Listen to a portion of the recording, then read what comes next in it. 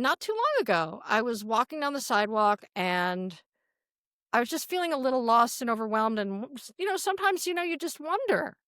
I mean, sometimes you just question things. And I was like, God, I wish my dad was here because my dad died in September. Hmm. So I wish my dad was here. I could talk to him about, my doubts and da da da da da. And I just wish he was here so he could really, support me or at least give me some advice. And I just happened to look down on the spot where I was standing. And this was sitting on the sidewalk. Wow. Make It's the a bet. poker chip. Mm. It's a bet. Hmm. And I was like, okay, Dad, Yeah. I got it. Exploring life's journey, one story at a time. This is Trailheads with Jim Barrett. So my guest today hails originally from Chicago. She was a passionate television fanatic from childhood, and in the 90s, she finally made the move to Los Angeles, transforming her TV dreams into reality. She helped NBC launch the groundbreaking Special Projects division, NBC 2000. From there, she became a brand ambassador for the likes of Lifetime, Hallmark, the Travel Channel, and program executive as VP of Development for Playboy TV. Since then, she's become her own boss as founder and CCO of her company, The Wendy Miller Show, producer and host of Sex Ed the Musical podcast. More recently, she started a new enterprise called Card to Believe. And if that wasn't enough, she's got a new best-selling book called Always Bet on Yourself. Please welcome Wendy Miller to Trailheads. Well, that sounds like a lot, actually. Well, thank you for joining me, Wendy. I really appreciate it. I've been a fan of yours for a long time. Thank you. I did not help launch NBC 2000. I was just there at the very beginning, but Okay. Chris Sloan and those guys did that. I was just lucky to show up in the very early days with a bunch of very talented weirdos. So that was around 95. That's when you got to LA? I got to LA in 95 and I spent a year working for Game Show Network, where I could only do so much with Charles Nelson Riley jingles. And so I saw that NBC was looking for someone in the back of the Hollywood Reporter. That's how you would wow. find jobs back then. Yes. And I sent a reel, and for some reason, Chris Sloan hired me. My association with NBC has continued to this year. No matter where I worked, I always went back to NBC. You know, you and I share that. I worked for, at one point or another, and I think maybe you did too, all of the broadcast networks, several of the cable, and NBC always felt like home to me. Loved my other clients, of course, but NBC, they kept pulling me back in, so it's been a great kind of extended work family. But thanks again for joining me. Trailheads is sort of the brand here, and that started for me about 10 years ago. I got serious about my own physical well-being and mental health in there as well as a hiker, and following these guys up a hill for a couple of years until I started my own group. And I know that physical fitness has been a part of your more recent life. Can you talk about that?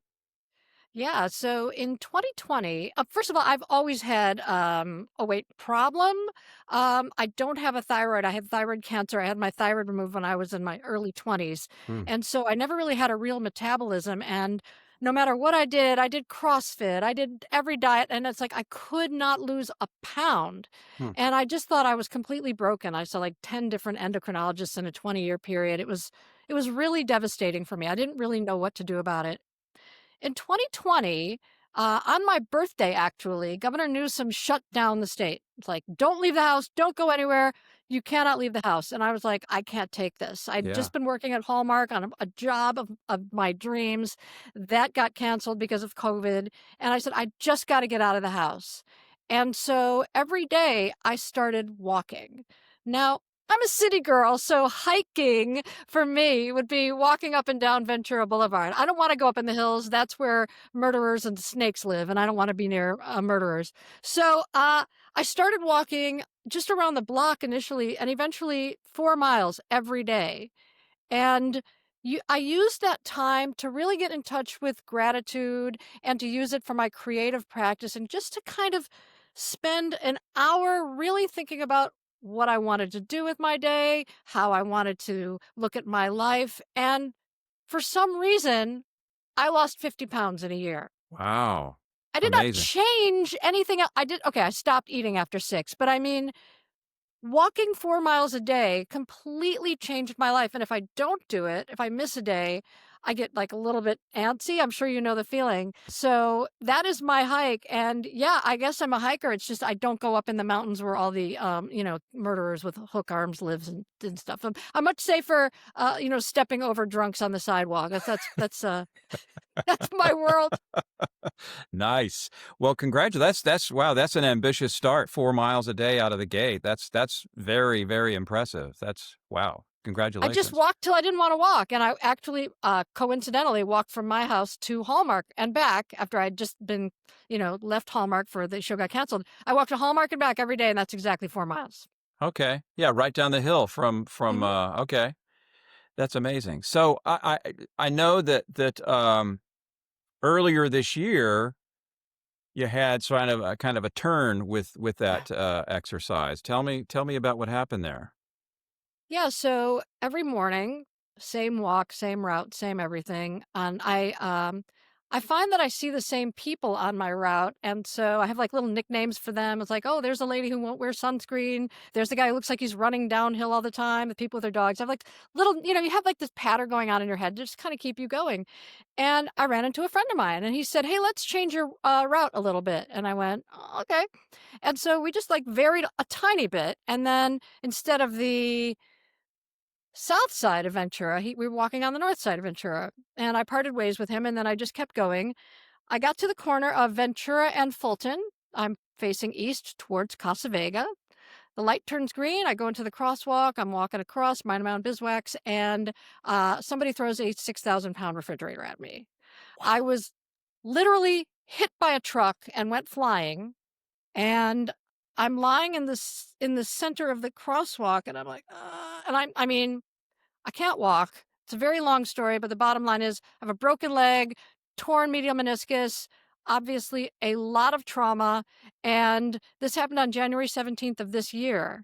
And I thought, well, my walking days are over because I just assumed that I'm going to have to get a rebuilt knee. So I'm going to have to get better. So then they could ruin my knee. And I was a wheelchair user at that point, and I was devastated because I put so much healing into this walk. This walk just means so much to me. And I had so much gratitude because I'd already had 2 rebuilt ACLs. So the fact that I could even walk 4 miles was kind of amazing. And I'd worked so hard to get there. And then this guy was just not paying attention, smashes into me with his Toyota Tacoma truck. Wow. And I went flying. And the thing with that is, I have had 4 brushes of death in my life that I know of. I'm a cancer survivor. 2 years after that, I was in a horrible motorcycle accident, giving a 50% chance of survival with a head injury. I was in a coma. And then this is the crazy one. I don't know if you're a religious person, but in Chicago, where I lived, all of the traffic would go one way, but they decided it was really smart to reverse the bus lanes. And so I was standing at an intersection, and I'm looking, and I see traffic's coming. I see, oh, the traffic stopped. And I go to step off the curb, and somebody grabs me by the back of my jacket, yanks me back, and a bus goes right by. It's Wow. like people who go to London, have the signs on the street where they Yeah. say, look, if I hadn't, so this bus goes boom, and I turn around to thank the person who saved my life, and there was nobody there. Oh my gosh. Wow. And I did not take that too lightly, but I also didn't understand it. And with this most recent situation, I walk every day. I basically track I track my splits. I know how fast I'm going per mile. Like, I definitely have a pace. And if I had just the light turns green, if I just looked at my watch or looked at my whatever, took a look over there, looked up at the sky, whatever, if I had just taken a fraction of a second, and if I had just been a fraction of a second slower, I would have been square under this truck's front tire. But Wow. it just hit me at the edge of its bumper enough to break my leg and send me flying. But I was not run over. Yeah. And it was literally 15 frames difference, 10 frames, right? Right. So I feel like it's very heavy, I think, to survive something really, really major like this, because not for a long time, but for the entire time I was getting better and I was seeing doctors and getting treatment this year. And I thought to myself, why am I still alive? Why do these things keep happening to me? am I supposed to be doing something? Do I keep being saved because supposed to be doing something important and in this world? Because I ain't doing it. I'm making TV shows and I'm creating fun products and I'm writing books, but I'm not Jonas Salk. Like, I haven't done anything epic. Why does my life keep getting saved? And it was weighing very heavily on me because I just didn't understand why this kept happening to me, why I kept had to learn why I had to keep learning this lesson over and over again. And so I started working with a trauma expert and a Zen teacher. And I said, if I'm supposed to be here for a reason, I think I've failed because I haven't done anything. I haven't changed anybody's world. I haven't fixed anything. I'm just some schmo. Mm.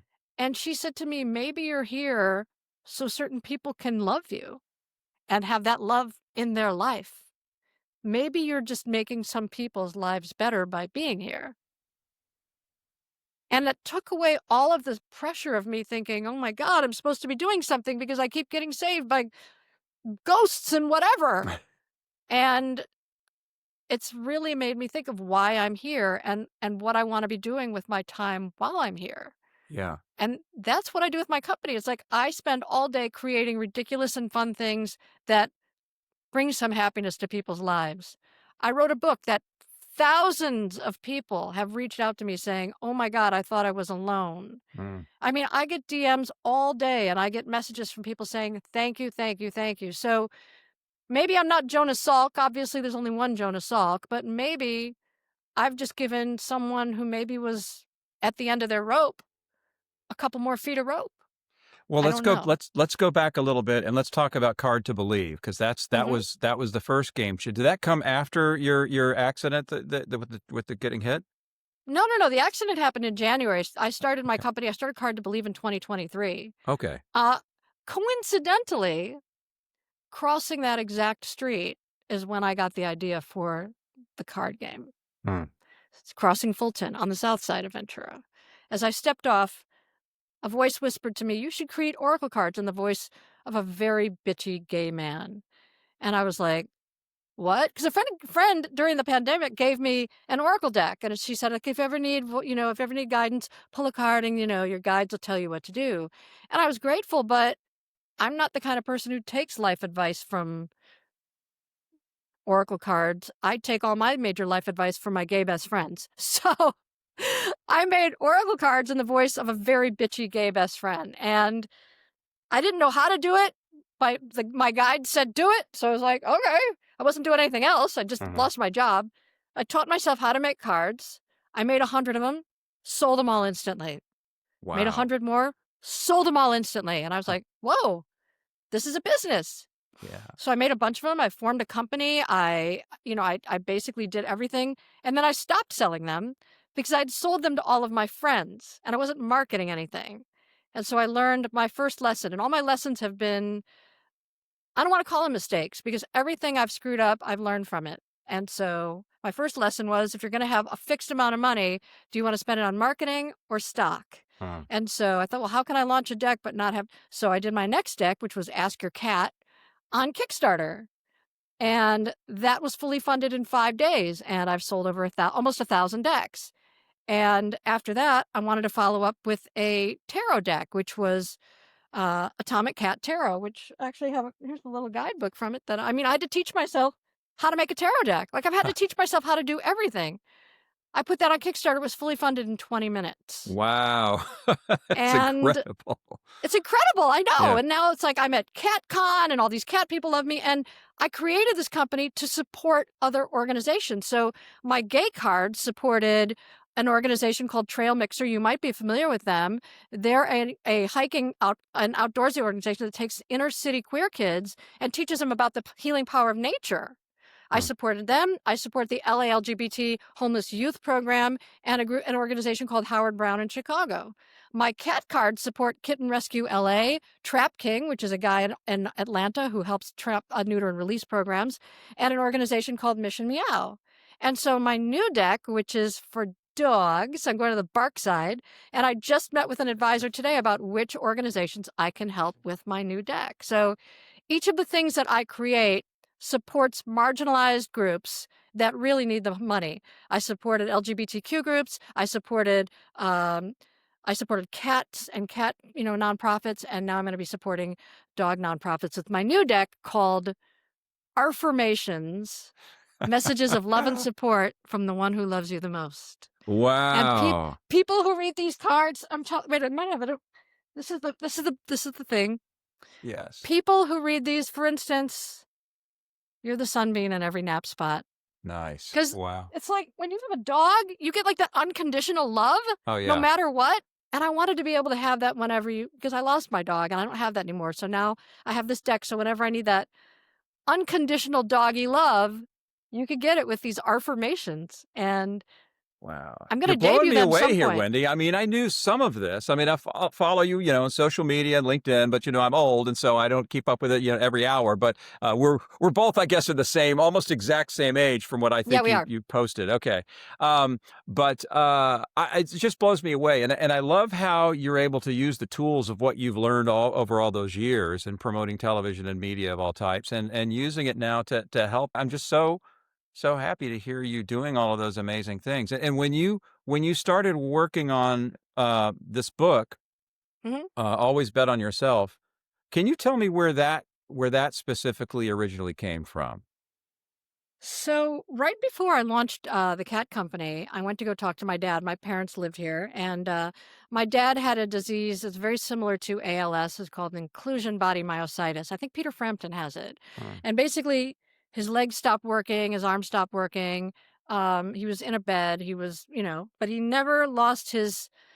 He never lost any sort of mental acuity, and he was always very optimistic. And my dad was he was a doctor, a lawyer, a professor, and a real estate broker. This is a pretty smart guy. Yeah. And I was getting ready to launch the cat company, I'm sorry, yeah, I was getting ready to do the cat company because the cat cards, because the dog things was like low rent, and I was actually leaning into start a whole company. I'm sorry, the gay things. And so I went to my dad and I said, Dad, I've got this idea. I don't even know if you're going to understand it, but it's like these affirmation cards and there's like a cat. So I'm going to put on Kickstarter, blah, blah, blah. And I mean, I might as well have been speaking, Korean to him because it's like his generation, like Kickstarter. Blah. And so I'm telling him this stuff and he's looking at me and he said, do it. And I said, why? And he said, you always bet on yourself. And I went, okay. And listen, I am a woman of a certain age in an industry where there are very few women working after 40. So I always knew my career was going to lead me for a younger woman. And I knew I had to come up with something else that I could do for the rest of my life that would help. And so I thought, well, this might actually be a thing. And my dad said, bet on yourself. So, okay. So I started the company. And then um, not too long ago, I was walking down the sidewalk and I was just feeling a little lost and overwhelmed. And, sometimes, you just wonder. I mean, sometimes you just question things. And I was like, God, I wish my dad was here because my dad died in September. Hmm. So I wish my dad was here. I could talk to him about, my doubts and da da da da da. And I just wish he was here so he could really, support me or at least give me some advice. And I just happened to look down on the spot where I was standing. And this was sitting on the sidewalk. Wow. Make It's the a bet. poker chip. Mm. It's a bet. Hmm. And I was like, okay, Dad, Yeah. I got it. I'm sorry And about your so, loss. I'm so sorry for you. I lost my dad in the last 2 years as well. So I understand that wanting to be able to make that call and ask what they think. yeah, But yeah. I'm sorry. Go ahead.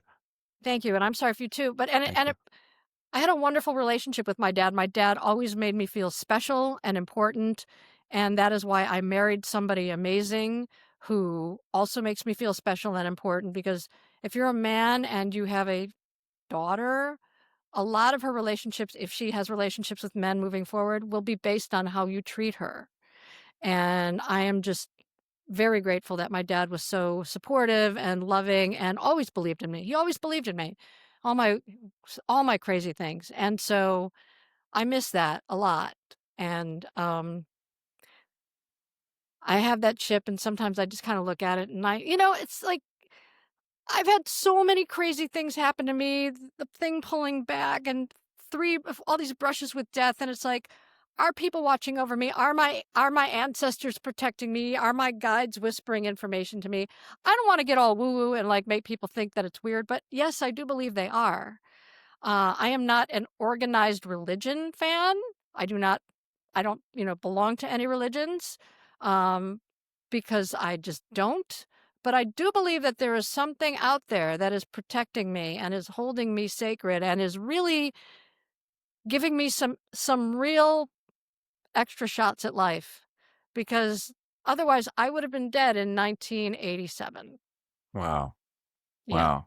Just remarkable. And I love that you can step back and be aware of that too. It sounds like your dad gave you that amazing gift too of just like you said, the betting on yourself. My dad and I, we had a relationship where he didn't understand he was a doctor as well. He was an infectious disease specialist. In fact, he was the Bubble Boys doctor, the real life Bubble Boys pediatrician in Houston, Texas.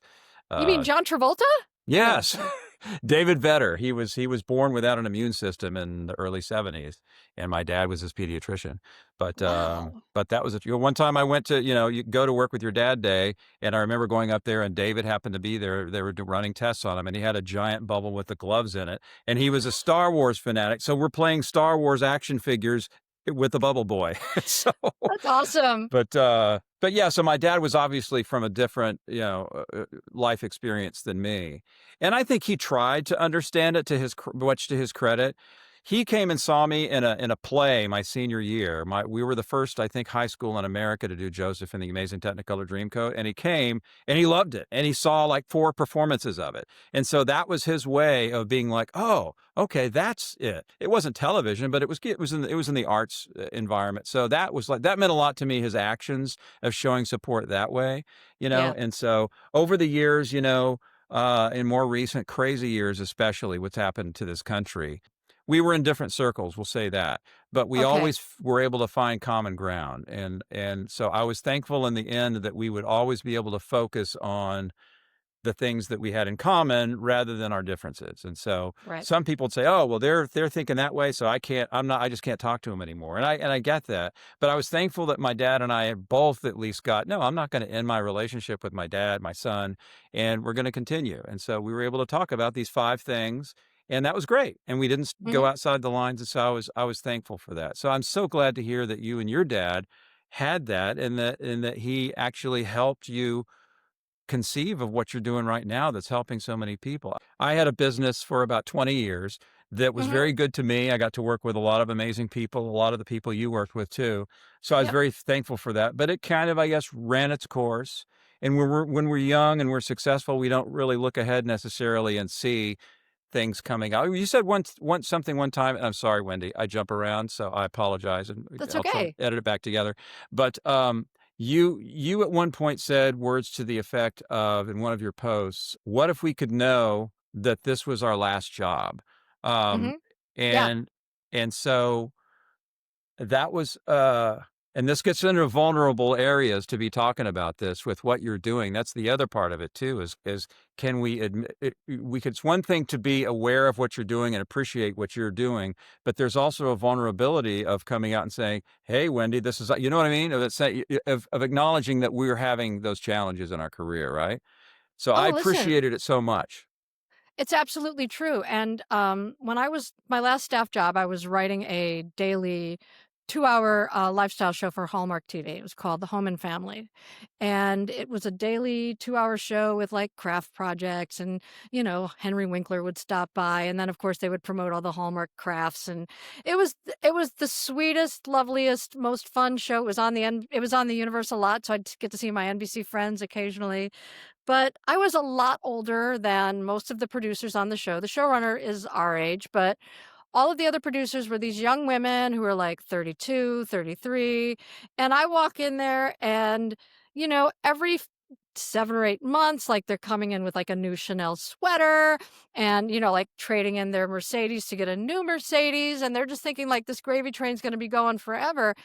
And I pulled a few of them aside and I said, listen, you guys, I'm 1,000 years old, so I just want to tell you, instead of taking all of the money that you're currently making and spending it on pashmina sweaters and really nice bags and a new Mercedes, think about passive income because you are going to get pushed out of this industry, period. Hmm. You are not going to have a job sooner than you expect. And they're like, what are you talking about? This show's going to run forever. You know, da, da, da. And I'm like, okay, maybe you want to buy a condo and just rent that out so you have like some money. No, no, no, no, no. I'm like, okay, that's cool. And then, of course, the pandemic comes and the whole thing goes away. Hmm. And none of those producers are working on another show. Hmm. And I tried. I tried to say, listen, you guys, you're young, you're gorgeous, everybody wants to hire you. Shit's going to go sideways. It is. And you are a woman and you have to prepare for that. This may be the last staff job you have. And they're like, what are you talking about? I'm like, okay, don't listen to me. What do I know? Yeah. And unfortunately, in this case, I was correct. And, I talk to my daughter about that all the time. In fact, my daughter is at USC Film School. And she's a sophomore as well. And I said to her, so when you sell your first script and you get a giant check, what are you going to do with it? And she looked at me and she said, I'm going to buy real estate. And I said, God bless. You Hmm. have got it figured out. I said, you don't need a new fancy, gigantic, stupid car every whatever. You don't need this. You don't need that. You need to build your legacy and you need passive income. Yeah. And I'm not a money person. I'm completely financially illiterate, but I know this much. And so I'm grateful that my daughter, like I drive a 10-year-old car that I paid $6,000 for. Hmm. It's like she does not see me going crazy with the money. In fact, she probably sees me being a little bit too cautious, and that's because I have a young company and I'm still, very, very small margins. But I think that that's taught her some important lessons because she sees how I've, managed to make things work with some passive income, with some real estate investments that I made early on.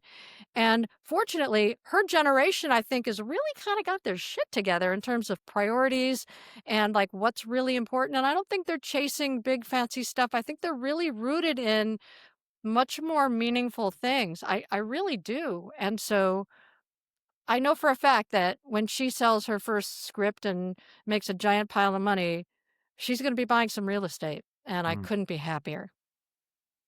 That's comforting. That's how wonderful to know that and to see that because I'm one of those people that over time I have not been the greatest example of financial literacy myself.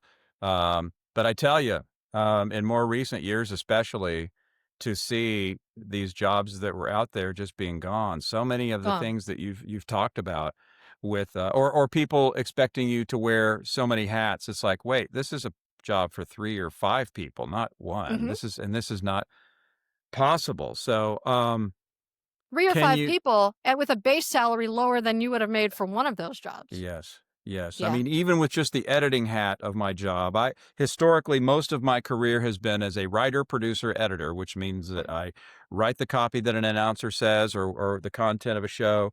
We have done similar things over time, slightly Yeah. different.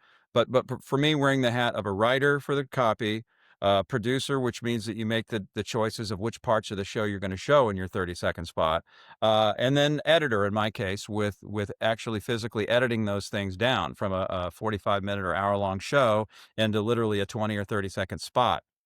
And so now people want you to also be to know graphics and they how to do Adobe Photoshop. Okay, well that's an extension. They also want you to know the inner workings of your editing system, and they want you to be able to manage a team, and they also want you to be able to shoot the I video was that going to you're say, producing. yeah, Yeah. they want you to That shoot so it. yeah, and Yeah. sometimes to be on camera talent, and that's something that I've as I'm pivoting in my career, literally as we speak, doing a podcast like 1,000 other people.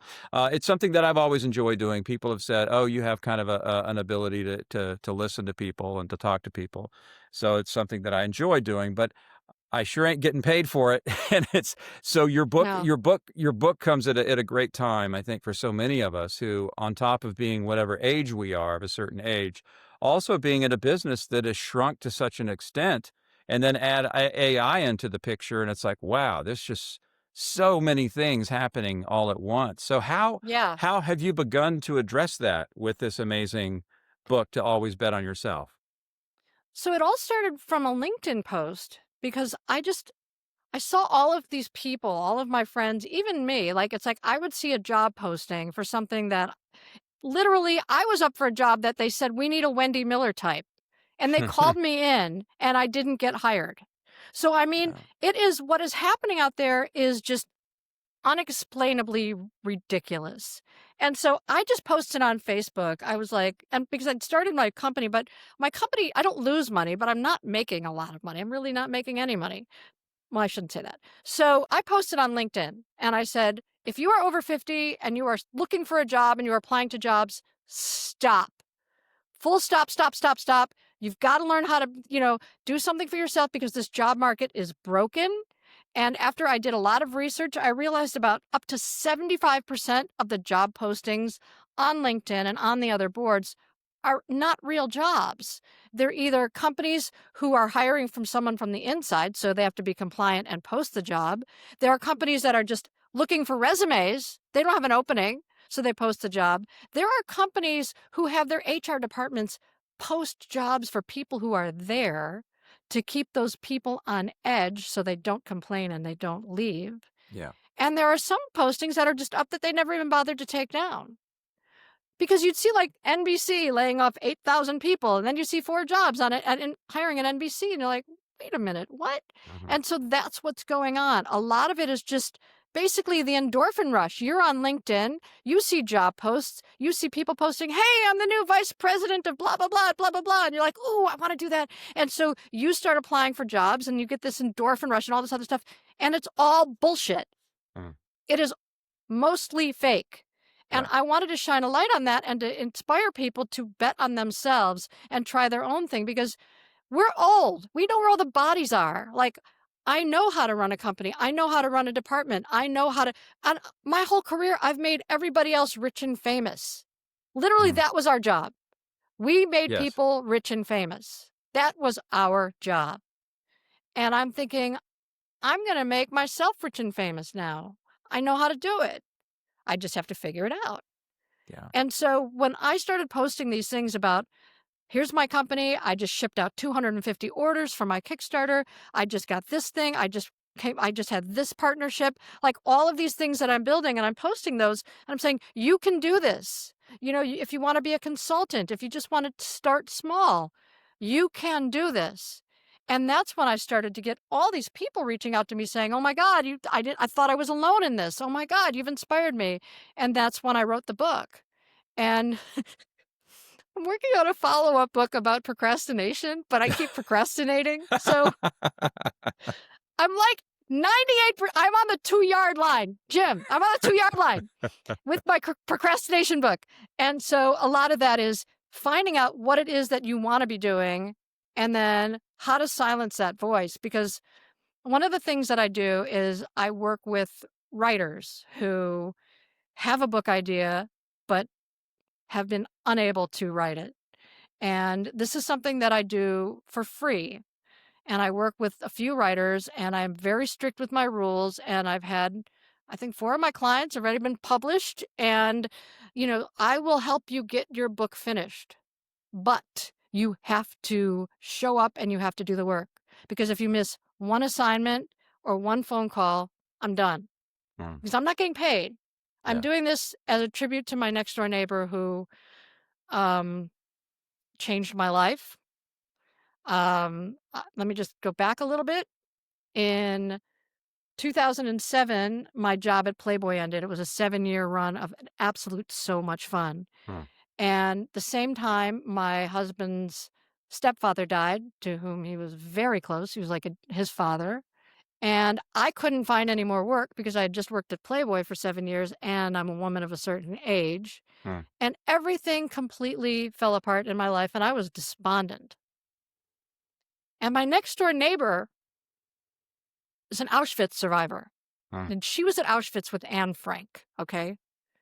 And it was like living next door to Yoda with a Polish accent. Like literally, she She knew and saw and experienced unimaginable things and survived them. And we were close. I would always look in on her and help her out. She was in her late 80s, early 90s at that point, and I adored her. She was like my adopted grandmother. I'd take care of her. And I thought, I'm at the end of my rope here. Like, I don't know what to do. Everything is falling apart. I need some help. I need some help. So I went next door and I rang the bell and I said, Sid, why are we here? Like, what is the point of all of this? What is life about? Why are we here? And she just looked at me and said, we're here to do good deeds, Wendy. That's why we're here. And I thought, okay. And so from that moment on, I just started doing whatever I could to help people. And I wasn't getting paid at all. I had a friend who had a big event in Vegas and she needed someone to like be a PA and grab boxes and move things. I flew to Vegas and I spent days there helping her out, not paid at all. People needed help with this thing. People needed this, whatever I could do. I just started helping everyone I could for free. Hmm. And it changed my entire outlook on life because I put so much importance on money and success because that was my metric of success, right? Was money. And then I realized that maybe success is actually helping people and doing good deeds. And then, of course, Sid died not too long ago. She was in her 90s and she had a terrifically long life. And so from that moment forward, I've always tried to do one good deed a day to honor my friend Sid. Huh. And so this thing with writers is my way of honoring my next door neighbor. So that's why I do it. That's And that's why I beautiful. try to do something good every day Uh-huh. because I think she may be right. And I think maybe we are here not to see who has the most stuff and who's got the biggest this and who's got the most sales here. But maybe we really are here to do good deeds and help each other. Yeah. And we can certainly see plenty of examples out there of the old cliche that money doesn't buy happiness, right? I had a Sid in Memphis, Tennessee. Her name was Nina Katz, and she and her husband were survivors as well. Mm-hmm. She was she was based initially in Poland, and then she was moved to this Czechoslovakian work camp, and she survived, was there for the whole war.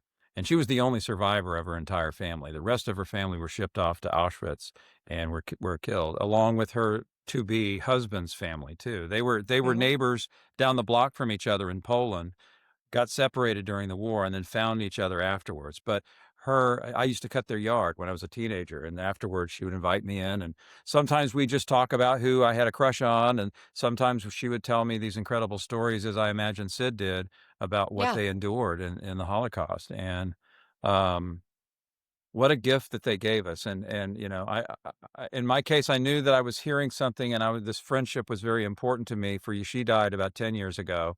Um, but I knew that it was important, and especially in more recent years of these things that we've seen, that's unfortunately, not to be a downer, but the one thing that we learn from history in this country seems to be that we don't learn from history, with That's these right. things that That's we right. learned.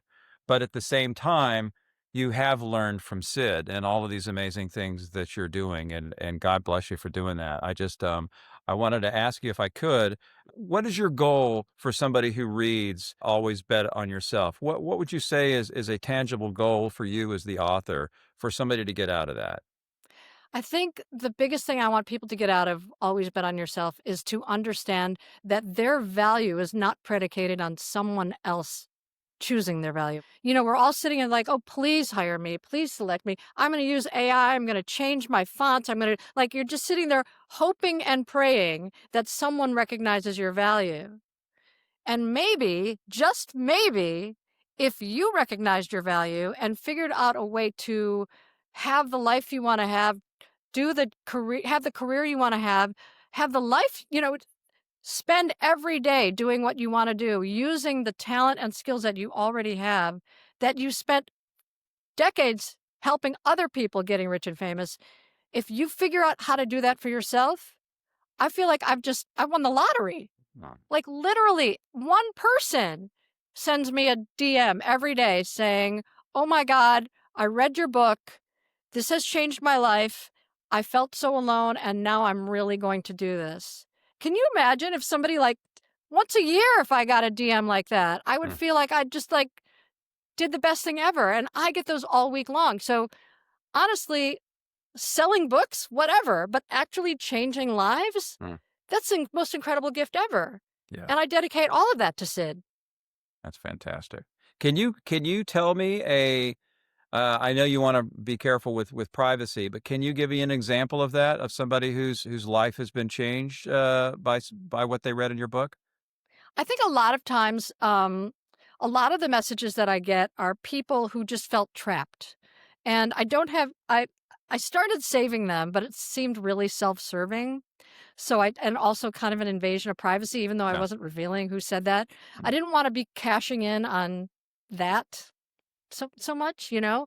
But basically the gist of it is most people saying, I thought I was alone. I thought I was the only person this was happening to. I thought this was just happening to me. I did not realize that this was a giant systemic problem. Yeah. And I don't know about you, but I think I'm probably more talented than I've ever been in my entire career. But I'm apparently not hireable. Yeah. And it's just kind of funny. It's like, okay, yeah, I've got wrinkles and maybe I make too many references to the Mary Tyler Moore Show. Okay. But that doesn't mean that I'm not. You and I have so much institutional knowledge and have done so many things Mm. that we would be a tremendous asset. But companies don't see that. And Yeah. I think a lot of this comes from my dad. I never chased after anybody who didn't want me. Mm. I was never that girl who was like, oh, he doesn't want me. No. If you're not smart enough to want me, I'm not chasing after you. And nobody wants me. No company's going to hire me, Right. which is fine. It's their prerogative. I don't blame them. I Mhm. probably know too much and they're going to see me as unmanageable, which is not even true. Mm. But those are the stereotypes. People think, oh, we're unmanageable. We're not going to understand Slack. We're not going to put in long hours. And see, it's all backwards because they hire someone who's 26. That person's going to jump the minute they get another job offer for Mhm. $10,000 more. Yeah. You or I would not do that because we understand what the world is really like. If some company hired me, I would be the most loyal, happy employee Uh-huh. because I understand that they're somehow making some sort of charitable gesture by hiring me. And I want to repay that. Yeah. And a 26-year-old is going to be like, yeah, I'm out of here. You know, Mhm. so it's like it's so backwards, but companies don't want to hire the olds. And that's fine. You know, Yeah. they don't want to have a bunch of geezers at their parties, whatever. I don't care. Not my problem. So I'm trying to inspire people to recognize that they have a lot of value and it's time to make money off of yourself instead of making other people rich. Can you give a small example of maybe an actionable step that you encourage people to take? One of the first steps that they can do? What's a small step that somebody can take to believe in themselves? Why don't you take stock? Why don't you literally go and create some receipts and write down the things you've accomplished, just professionally? Because you're probably looking at your 2-3 page resume going, but then if you really look at it, you're like, wait a minute, I took this company and I turned it into this. I was here and I solved this problem. I showed these people how to do this. Like, really take stock of everything you've accomplished. Because I think we have a tendency to let other people value us. And if companies aren't hiring us, then obviously we have no value. But that's not the case at all. Make sure the people who set your value know what your value is. Hmm. So you don't want the $450 people who think they're doing you a favor by buying your car. You don't want that. You want to be in the room with the people who know your value. And oftentimes that's just you. So you have to trust that you understand your value and you have to understand what it is you can bring to the table and then leverage that. And I'm not saying that everyone can just go out and become a consultant because there's a lot involved. And some people really need that stability and really need that regular paycheck. And it's a lot to figure out.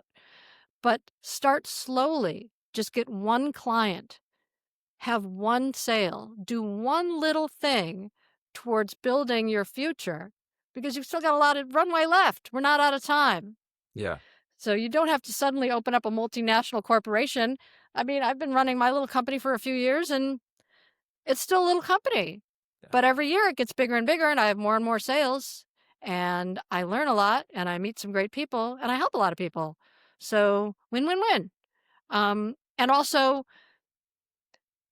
this is a very important lesson that I got from a teacher, which is the key to happiness is to have high standards and zero expectations. Not no expectations. No isn't a number. Zero. So, for instance, you write a book. If you write that book the very, very, very best way you can, publish that book, and then you just step away. Whatever happens, happens. It's out of your control. And disappointment is tied to expectation, right? You're only disappointed because you expected something. But if you have no expectations and you know you did the very, very best job you could on that book, you could on that song, you could on that project, you did your very best work, and then you separate out any expectations, you will not be disappointed. And so we also have to learn how to create things or start things and have no expectations. Just know that, Jim Barrett, you did the best possible job you could with this podcast. You had great people on except for me, and you had lots of fun doing it, and you edited it and you made it the best you possibly could. You worked at the highest standards you had. That's the best you can do. If you get 10 downloads, if you get 1 million downloads, you can't have that expectation because you can't do anything about that. I mean, you can market it and you can, do all those things, but you cannot control what happens. So if you can somehow figure out how to not have expectations and do the best work possible, you will not be disappointed. And that's an important lesson I learned. I think you may have just answered this question that I wrote down, but I want to see if I just want to see what it sparks in you here. What's the most common mistake people make when they bet on themselves? That may seem like, oh, this is a great first action to take, but not necessarily. I don't know if I'm an expert in this, but I would say probably it's exactly what I just talked about. It's like thinking, oh, I'm a failure because I don't have 10 clients and I've only been doing this for a week. Oh, I'm a failure because my next door neighbor, comparison's the thief of joy. So don't compare yourself to other people. I didn't want to write my first book because I loved Tina Fey so much that I thought, I can never write a book as well as Tina Fey. I'm not going to write a book. And then it dawned on me, I don't think Tina Fey is sitting around going, I don't want to do this because Wendy Miller may have done it better. She didn't give a shit about me. Why am I comparing? My book has nothing to do with Tina Fey or anything. Yeah. But I literally spent like a year going, I can't write a book because there's so many other more important people are so much more talented. I can't do that. That's meaningless. Nobody can tell your story. Nobody can do your thing. You cannot possibly get it wrong at being Jim Barrett. You can't. Right. You can't get it wrong. You're only going to succeed at that. And so it's the expectation, but I also should be getting a TV deal out of this. And I also should be, everybody should be calling me and I should be a best-selling author and blah, blah, blah, blah, blah. I should be, Brene Brown or whatever. Well, no, because Brene Brown is Brene Brown. So it's the expectations that'll screw you up every time. So yes, start your business, but know why you're starting your business. Are you starting your business to get rich? Or are you starting your business to maybe put something good into the world? Are you starting your business to help others? Are you starting your business to model something for other people? Are you starting your business because it'll just make you happy? Or are you starting your business to get rich? Right. There's real value, I think, too. It's interesting because we have sort of served our communities in different ways, and it's something that I've tried. And I only learned it by other guys that were a couple of years older than me, including the hiking thing. But I served at a homeless shelter in California when I was there. The last 15 years I was there, and what was nice was not just doing it, or even to be. I felt odd when I would post about it, but my goal wasn't to show, oh, look, I'm serving the homeless. It was really, if people want to think that, they can think that. But my goal was to try and have the handful of people say, hey, when do you do that? I'd like to do that, and to pass it on, which I was able to do with my kids. And especially my middle son, he loved it. And when he got to be of the age, because we would have to get up at 5:30 to start the serve at 6. So when he, it was okay when we can tell our kids what to do kind of when they're 8 to 10 years old. But when they're 15, 16, it's a different ball game. But it Yeah. got to the point where it's like, Dad, I know I'm a pain in the ass when you try to wake me up, but will you please, I'll say, I will wake you up. You set your clothes out of what you're going to wear the next day, and I will wake you up and I will do my best. But I'm not going to drag you out of bed at 16. And so that was kind of our compromise. And in more recent years, he's in his mid-20s now, and he's come back and on more than one occasion saying, Dad, thank you for doing that. I really miss serving. And I'd really like to do that with you again. I said, well, go do it. All those people know you. We're in different cities now, so that takes some getting used to. But I said I've encouraged him to go ahead and do it. I said I learned to do it from those guys that you'd be serving with today. But there Yeah. there is something about that, no matter how full your bank account is or isn't, to be able to pay something forward like that. The things that we've learned from our mentors, from your Mhm. dad, and like you said, from Sid, they're just Yeah. such treasures. There's a very thin line between virtue signaling and showing people the way, Mm. right? And if your intent is to be showing, and I remember seeing those pictures of you with all that food and helping all those people like in the early morning, and you're posting these pictures, and I thought, wow, that's awesome. I didn't think, oh, that dick. He wants people to think he's like doing something important. I never thought that, and maybe Mm. that's just me, but I thought it was inspirational. Yeah. But some people do a little virtue signaling, right? And Yeah. listen, whatever people think about you is none of your business anyway. Sure. So you're living your life, you're making the choices you want to make. And I saw that stuff and I knew that about you. And I knew that you were doing something much bigger and much more important than just trying to make some dumb show with Mark Feuerstein seem funny. Little inside joke for you and me. Yeah. But I tell you, it's amazing these tools that we learned over time. Sometimes I had the best time promoting shows that were really bad. It was funny because at NBC there was a point where I was promoting ER and Pretender, and at the same time, and it's like, okay, guys, people love Pretender. All right, okay, I don't get it, but they do. And I'm going to try and find that one line of copy where Jared has to figure out how to save this child this week and how to Yeah. prevent this thing from, but those tools that we learned for better, to be able to then apply them now to what we're able to do to assist others somehow. And you're doing it now with this book. I mean, I so appreciate what you're doing, and Thank I know you. that there are so many people out there who do. The time of being hired by a company, working there for 40 years, and then retiring with a pension and insurance, that's gone. For all intents and purposes, that's gone. But I think that moving forward, more and more people are going to find that, yes, we've sort of been pushed out of that world, but maybe that's a blessing.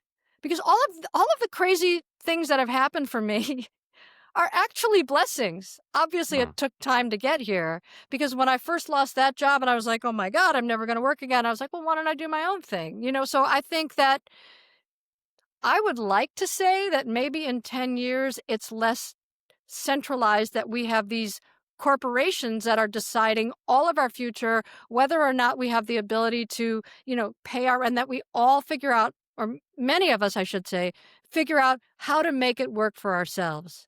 And we put ourselves in the center of it and we make ourselves responsible. Now, obviously, it's very tricky and it's very expensive and there's insurance and there's a lot of pieces to this that I couldn't even begin to understand. But I just think on a cultural level, I see people getting away from this model that has completely failed us clearly and coming up with a way to figure out how to take care of ourselves and to leverage all of the skills that we have and all of the things that we bring to the table into a way of succeeding.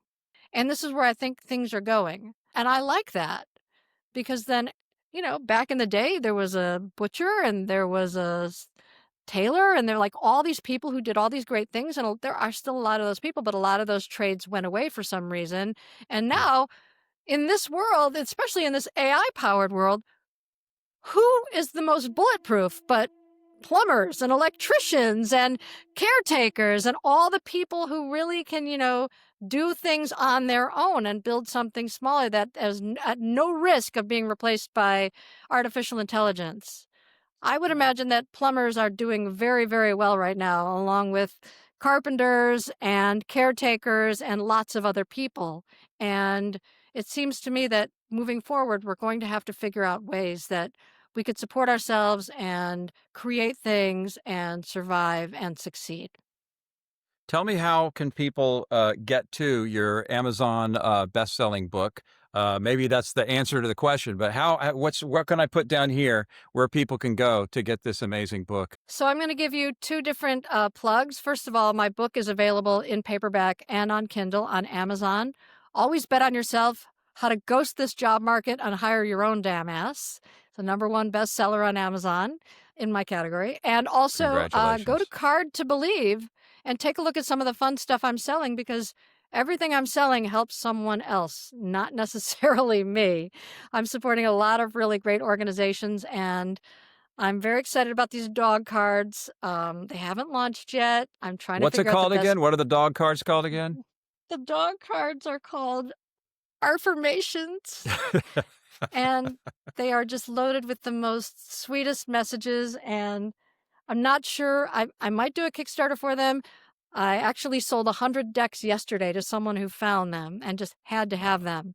So I might just go straight to market with them. I don't know. I'm still trying to figure out the best way to do it.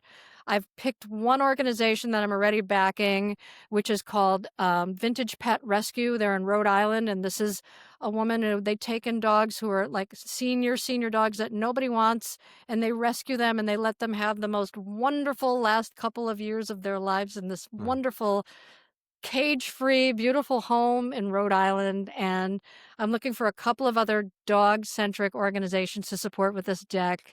And this deck is going to help a lot of people and a lot of doggos. Awesome. Are you up for a lightning round before we go? Yeah, sure. Oh, and by the way, Card to Believe is my company, cardtobelieve.com. That's where you can find my cards. Okay, we're going to circle do it. Let's do it. We're going to circle back to that, but here's the lightning round, Wendy. Okay, ready? Yeah. Cake or pie? Hi. Do you own a bicycle? I just sold my bicycle last weekend because of my accident. I was a little afraid of riding my bike. I had a beautiful Pedigo electric bike that I spent 2 years shopping for. I was obsessed with bikes. I'm a motorcycle rider. So I did own a bicycle, and I sold it 2 weeks ago, and I'm still very sad about it. Well, maybe you'll come back to it. Your first celebrity crush? Danny Bonaducci. Wow. I Partridge have a Family.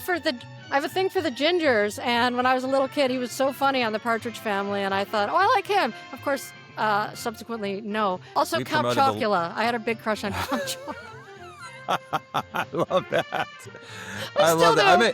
Count Chocula, memorabilia. Because there's Count Chocula, Frankenberry, and Boo Berry. Was there a fourth? Yes, Fruit Brute came out Okay. very briefly. Count Chocula's the sexy chocolate vampire. Yes. Thank you for that. We both share this passion. The car you've always wanted. BMW 3.0 CS. I mean, or I really love just like an E30, just like a BMW 325 sedan. But I don't have any more gas cars, so I would have to buy one, take out the ICE, and put in an electric power plant. And that is my dream car. A vintage car Nice. with an electric power plant. And Chevy makes a great electric motor, so maybe I can have it one day. I like that. Well, according to the movies Gattaca and Back to the Future 2, that's a possibility that we can retrofit our cars if we can follow sci-fi. That'd be a wonderful thing. I'd like to do that with my first 76 Cutlass, because God knows I couldn't afford the 8 miles per gallon for that thing. No, and the motor probably really wouldn't work that much anyway. But if you put, you put an electric motor in there, I'm buying my 4th electric car in a couple weeks, and I will never have another internal combustion engine. TV show that you loved that most people thought was bad. Wow. I got one to share with you, too. Is this an old TV show? Anything. I'm thinking you'd be mostly vintage, just because we both sort of I lean would that be, way. and I definitely love weird things, and I wish I had this list in advance because I could have prepared an answer. But during the pandemic, my daughter and I started watching ep12. Ah, okay. And they shot it in Burbank and in my neighborhood, and it's like a Casa de Cadillac in our library, and it's always exciting. Game shows, I'm obsessed with game shows. It would have to be a comedy. It would have to be something ridiculous that no one else liked. Like, Well, I'll tell you I don't know. mine, and then Okay. think about it a little bit, because mine Okay. is cop rock. I'm the one person who liked cop rock. So I think I may have So- been the one person who kept it on the air the 5 weeks it was on the air.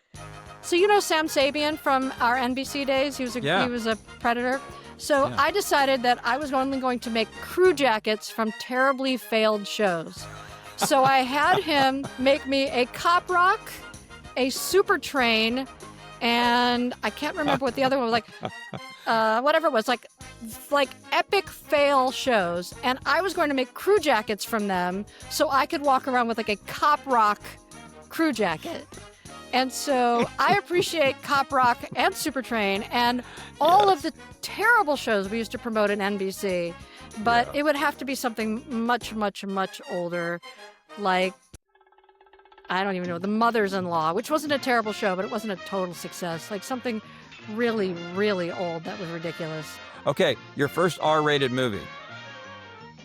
Probably Blazing Saddles. Oh, okay. That's a good one. Yeah. Mine was the I was- Amityville Horror. Oh, I can't see anything scary. I'm such a chicken. So I've never. I mean, I did see Silence of the Lambs, and I was like traumatized for like 10 years. I couldn't go near vans. Like, I'm very sensitive, so yeah, it would have to be something like Blazing Saddles for language, and nothing scary because I just. Person who made an impression on you who has no idea that they did. Tina Fey. Tina Fey, I worship as a talented person. I worship as a woman in this industry. I think she's incredibly talented. And then I had a great comeuppance when I realized that my work has nothing to do with Tina Fey, so I should not be comparing myself to her. Okay, Taylor Swift or Pink? Pink. Why is that? Well, I don't really know any Taylor Swift songs. I admire that she's so generous with her money, and now she's like giving all her roadies and all those people on her tour. So I think she's a really great person, and I love everything she stands for. But I think Pink lives in my neighborhood, and I used to see her at Stanley's a lot. So I also saw Michael Dorn there a lot. So if you're a Star Trek person, but yeah, so I'm gonna say Pink because I like the color pink, and she's just a little bit more edgy. Like me, I'm like hardcore, so. Okay. I don't even drink. I don't drink. I don't do drugs. I'm like a Mormon, except for terrible language and a few other things. Place you most want to travel that you've never been. Japan. I want to go to Japan. I will go to Japan. I really, really want to go there. That was Okay. an easy one. Yeah. Okay. Probably get Who some Count Dracula inspires merch you? there. Who inspired me? Who inspires you? Yeah. That's really a great question, and I think it's definitely evolved. I can't just go, oh, Gandhi. Like there isn't like this one person. I see sometimes I just see like people like you who are doing really great work, and I think I need to be doing more like that. Or my Zen teacher who gives me these incredible lessons, and she's such an inspiration. Or my next door neighbor, or it's going to sound really dopey, but sometimes you just walk outside and it's like 72 and sunny, and it's just the most inspiring day. So I wish I had like a really great answer that would make me sound super deep and smart, like James Baldwin. But obviously, mine just keeps moving all over the place. There's not one, I can't really target one person who inspires me. I could definitely tell you a lot of people who annoy me, not inspire me. Is it fair to say, it sounds like, and because I've only noticed more recently, I mean, we've known each other, but we don't know each other that well. It seems like you give a lot of credit to your dad, who really has where you're at right now with this book and throughout your life. Is that fair to say? Absolutely. My dad was definitely someone who was very inspiring to me, but um, my dad grew up in abject poverty, and there's a lot of trauma associated with that. And I did my best to try to understand everything he went through, and alcoholic parents, and lots of struggles as a kid, and an abusive situation. And I see everything that he managed to overcome that, and he managed to get out of that spiral of alcoholism that's oftentimes, inherited. And so um, I definitely tried to understand my father, but in many times he was also not available emotionally. But when he Yeah. was available, he was wildly available, but it wasn't Mm. all the time. I'm glad to hear that your dad has been able to impart his wisdom into to what you're doing now. And also want to thank you, Wendy, because again, I with this movement that you've created, it's been fascinating to see on LinkedIn, to see that explode. Because sometimes you post stuff on LinkedIn, it's like, is this thing working? Is Yeah, it even, four right? people respond to something? You're like, Yeah. really? It's like, or the handful of people that we support, no matter what, no matter how crappy what they're doing is. I'm like, yeah, like, clap, whatever it is. But this blew up, and rightfully so, because like I said, I'm 60, and I didn't have to work very hard to get the next job. I mean, it was offered to me, or friends that were at the next place got me the job. And then I was able to dovetail that into my business for 20 years. And a lot of amazing colleagues of ours continued to hire me and my little team. Hmm. So I'm thankful for that. And then all of a sudden, it was just like, bam, combination of age and pandemic and whoever I made mad over the years or whatever, all those combinations of things suddenly is just dead. Like you suggested, if nothing else, it's just a relief to see all of those responses of who you have clicked with, to know Yeah. that I'm by no means alone, and none of us are alone, to see that happening. I just want to interrupt you for a second because you said something that I know you may have been joking, but you're like, who I pissed off. The entertainment industry has been in a race to the bottom. You pissed off nobody. If you are unemployed right now and you're 60, like we are, it's not because suddenly everybody is mad at us or we're no longer interesting to hire or we're no longer valuable. The industry in which we work has imploded, and Mm. so have so many others. And yes, in the past, we got all of our jobs because of networking and people who loved us and said, "Oh, Jim, I'm going to hire because I'm not going to lose any money." It's like, yes, but you did not piss off anyone. You did nothing wrong. And most people, I mean, I'm just going to just generalize, you're not unemployed because you did something wrong. Don't blame yourself for this. You didn't piss anyone off. You didn't. Something is going screwy, and it's not because of you. So I know you were joking, but a lot of people think that's true, and it's just Yeah, not. right. So Well, thank you for that, Wendy. And thank you for that. And thank you for this book. Always Bet on Yourself. It's available on Amazon. And there's another place that you said as well. that's right. Go to my store, cardtobelieve.com, where you can find really funny tarot cards and cat cards and gay cards and stickers and all sorts of fun things that I create and that help support some really great organizations. Awesome. Wendy Miller, thank you so much for being on my little podcast here, Trailheads with Jim Barrett. I appreciate it. And I'll be reaching out to you again. I'm sure we'll do another one of these to see how the book goes in the weeks and months to come. So thank you for all you have done and continue to do, Wendy Miller. Appreciate it. Thank you very much. My legacy is not book sales, but helping people. And I think that's really the most important thing there is. That sounds great. Thanks again, Wendy. Thank you for having me. Hey, thank you so much for watching Trailheads with Jim Barrett. I really appreciate your support. And if you really like what you're seeing, please consider subscribing right here. Gives us an opportunity to grow as a channel. It can attract guests who don't know who I am personally to raise an eyebrow and say, oh, okay, look at that growing audience. So thank you again so much for your support. Really appreciate it. And I'll see you on the next episode.